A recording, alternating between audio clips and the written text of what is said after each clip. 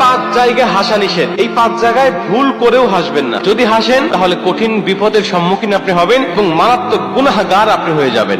এক নম্বর হলো নামাজের মধ্যে হাসা নিষেধ। হাসলে নামাজ ভঙ্গ হয়ে যায় এবং যদি উচ্চ স্বরে হাসে তাহলে শুধু নামাজ ভাঙে না, নামাজের সাথে অজুও ভেঙে যায়। আবার পুনরায় অজু করে নামাজ পড়তে হবে যদি নামাজের মধ্যে আপনি উচ্চ স্বরে হাসেন। এমনি হাসলেও আপনার নামাজটা ভেঙে যাবে, নামাজটা আপনাকে আবার পড়তে হবে। নামাজের মধ্যে হাসবেন না, এটা হাসা ইসলাম চরম ভাবে নিষেধ করেছেন। নামাজে হাসলে অজু ভাঙবে, নামাজও ভাঙবে। দুই নম্বর হলো কবরস্থানে। যখন আপনি কোন কবরস্থানে যাবেন কাউকে মাটি দেওয়ার জন্য বা জিয়ারত করার জন্য, যখন আপনি কবরস্থানে চলে যাবেন আপনি তাদের কথা স্মরণ করবেন। এই কবরস্থানে যারা শুয়ে আছে তারা আপনার মধ্যে একসময় সুস্থ ছিল, তারপরে জোয়ান ছিল, আপনার মতো তাদের ধমনীতেও রক্ত মাংস ছিল। আপনি শুধু তাদের কথা স্মরণ করবেন যে একদিন আমাকেও আসতে হবে এখানে। নবীজি বলেন কবরস্থানে বেশি বেশি যাও, গেলে মরণের কথা স্মরণ হয়। আর মরণের কথা যদি স্মরণ হয় তখন তো আপনার হাসি আসার কোনো কথা নয়। আপনি কবরস্থানের পাশ দিয়ে যখন হেঁটেও যাবেন তখন আপনি হাসবেন না, মনটা মলিন করে তাদের একটা সালাম দিবেন এবং আপনি চিন্তা করবেন যে এইখানে তো আমাকেও আসতে হবে।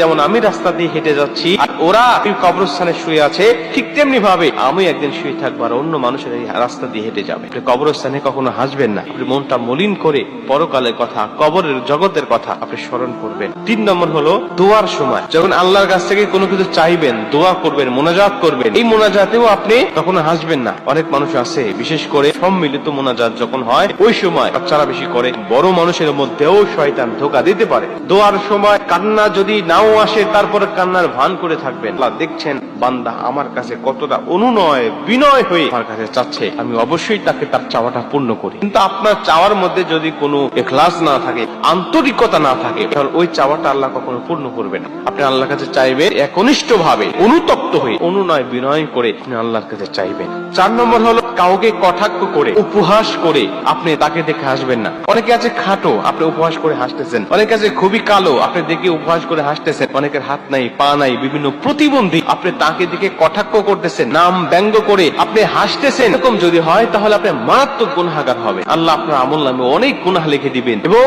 হতে পারে যে আল্লাহ ওই রকম পরিস্থিতি আপনাকেও সম্মুখীন করতে পারে। এজন্য কাউকে কটাক্ষ করে, উপহাস করে, ইনসাল্ট করে কখনো হাসবেন না। এবং পাঁচ নম্বর হলো কোন অসুস্থ ব্যক্তির কাছে গিয়েও আপনি হাসবেন না। কোন ব্যক্তি অসুস্থ হয়ে আছে বা মুমূর্ষু অবস্থায় আছে, আপনি তাকে দেখতে গিয়েছেন, এখন সবাই বাড়িতে শোকাহত, ওই সময় গিয়ে যদি আপনি হাসাহাসি করেন, আল্লাহ রাসূল বলে কেউ যদি সকালে রোগী দেখতে যায় আল্লাহ পাক তার জন্য একদল ফেরেশতা নিযুক্ত করে সন্ধ্যা পর্যন্ত তার জন্য মাগফিরাত কামনা করতে থাকে। এবার যদি সন্ধ্যার সময় যায় আল্লাহ ফজর পর্যন্ত তার জন্য মাগফিরাত কামনা করার জন্য একদল ফেরেশতা নিযুক্ত করে দেয়।